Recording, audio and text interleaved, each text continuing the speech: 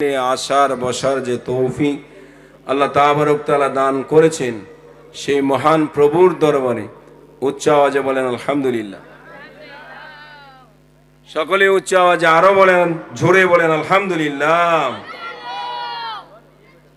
আজকের এই মাহফিল হওয়াতে আমরা সকলেই খুশি না বেজার? মগবাজার দরবার শরীফের হুজুর কেবলার স্মরণের মাহফিল, যিনি হলেন আমাদের তরিকতের উচ্চ মকামের